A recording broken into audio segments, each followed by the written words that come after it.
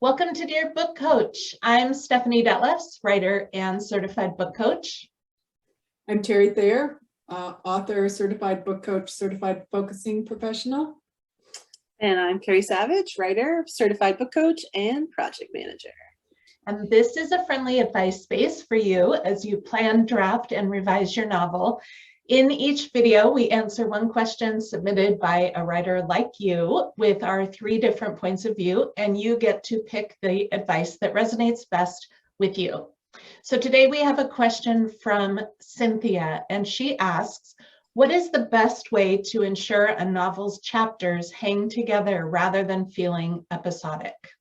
I love this question. Terry, what do you want to say about that?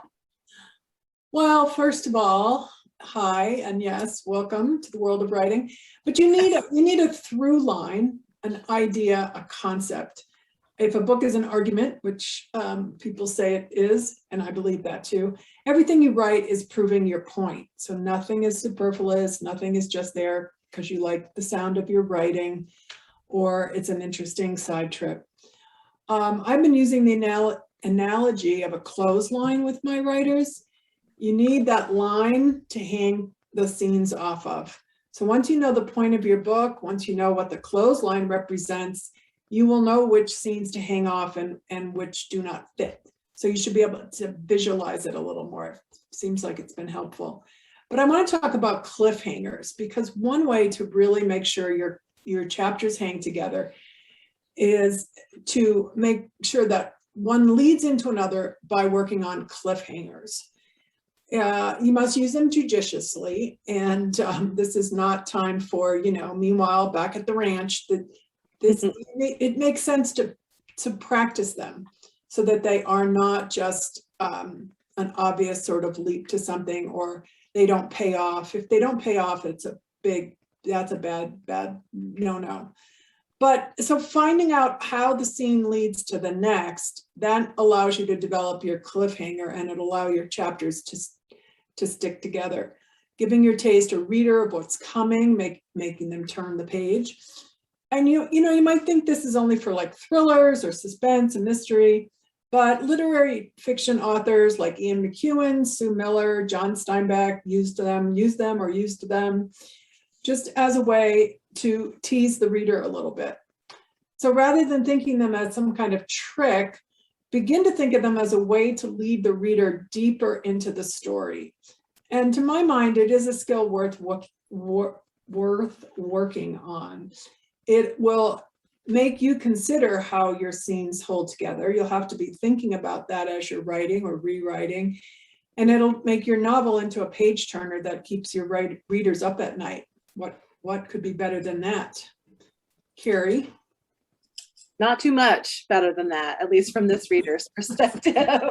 Although I have a love-hate relationship with that, because I lose a lot of sleep. if it's done well, I just want to keep going. I don't, the cliffhangers are definitely propelling me to turn the page, and next thing I know it's 3:30 in the morning, and there goes my sleep. It's all worth it though.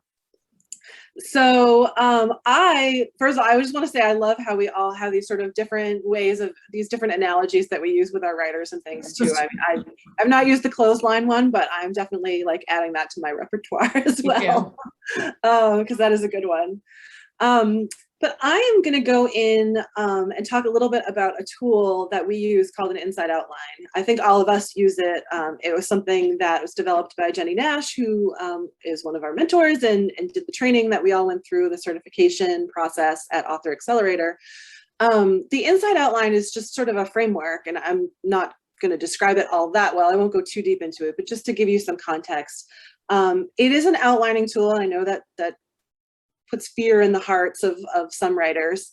But it is so flexible and really, really helpful, I think, because what it does is it basically just gives you a space to write out each scene and then the point of that scene. And so if used correctly, what the end result of the inside outline is that you have the connecting threads already in the tool. You can see them from sort of that 50,000 foot view. And make sure that those threads are there tying your scenes together, that you're not just writing a scene it ends, you're on to the next thing, and your reader is left going, well, wait, I don't understand why we're here or how we got here or like what's happening. It's going to flow because you've ensured that it did by using this sort of scene point framework. And I actually pulled a quote from Jenny's new book about this, which is, by forcing writers to marry the emotional journey of their characters, the inside story, with the external elements of their plot, the outside story, so that every scene has a point and a purpose, the inside outline guarantees that the middle of the novel won't collapse and the ending will be satisfying. A much more eloquent way of saying what I was saying about the inside outline. Another illustration of this, if it's hard and a hard idea to wrap your brain around, and I totally get that it is, you can see an explanation of this way of thinking in a video that's widely available on YouTube, of Matt Stone and Trey Parker from South Park talking to a class at NYU, I believe, about their writing process. And they talk about how every scene has to lead into the next using either but or therefore. Because if you're saying and then, you're, to paraphrase them, you're effed. It's a series of events, not a story. If you can say this happened and then therefore, or because of it, this happened, or this happened, but then this happened, you have the causation, and the causation is essential. And that's what's going to cause, like, that's what's going to ensure that your novel's chapters hang together. So that's easily available on YouTube. Just you can Google it, and it's like a 2-minute video. It's definitely worth watching because I think they put it in their own inimitable way. So Stephanie, what do you think? Yeah, I agree with everything that the both of you have said. So I don't have a lot of new things to add. I just want to maybe restate a couple of things in a different way, just in case it helps someone else hear it. When you know the point of your book, like Terry was talking about, that clothesline, then you can make sure that every scene is either moving toward or away from that point. So if the point you're trying to make is that love conquers all, then your protagonist is going to be learning that lesson throughout the course of the book.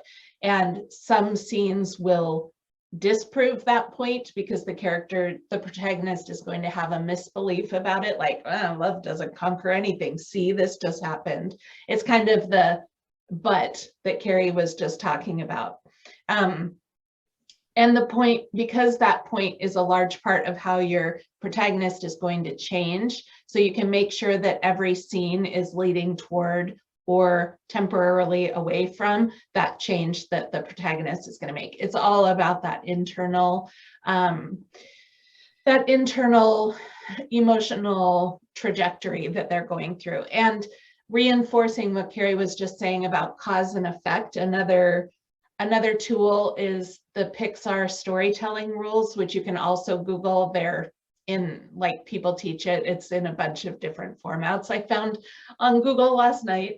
But they do the very basic storytelling of structure of once upon a time, fill in the blank, and then one day, fill in the blank, and then because of that, because of that, because of that. And so things just keep happening because the last thing happened, and the next thing happens because this thing is happening. And so that cause and effect is how really going to keep your scenes tied together. And it ties into using those cliffhangers like Terry was talking about at the beginning, which, please, if you use cliffhangers, don't just do the thing where you add one sentence at the end of the chapter that says, and then she turned the corner and couldn't believe what she saw. Like, don't do that. That's not what Terry was talking about.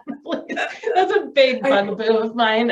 I'm like, I hate it when books do that. Anyway, a couple of other resources. So Carrie mentioned Matt Stone and Trey Parker's video, Pixar storytelling rules. Also, Lisa Cron's book, Story Genius, goes into this a lot, into how to tie scenes together and how to develop scenes.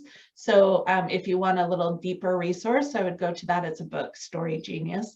And then our mentor, Jenny Nash, has just come out with a book called Blueprint for a Book, which we've been talking a lot about this month. I happen to have it right here next to me.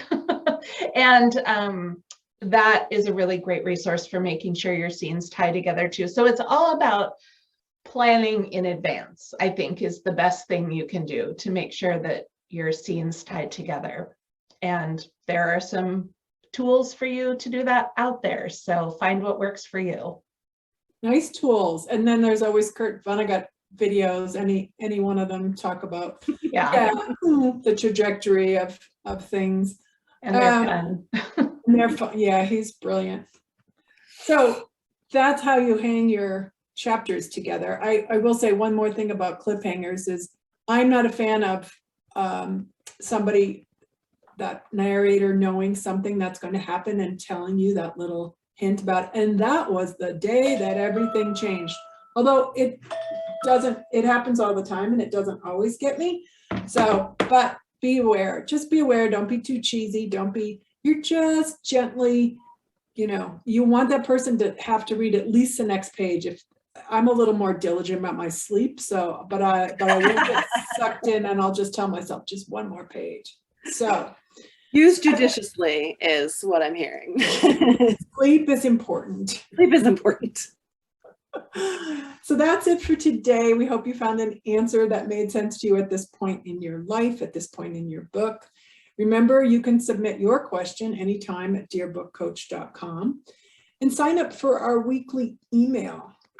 By doing so, you'll be eligible to win a call with a coach. That's it. See you next time. Bye.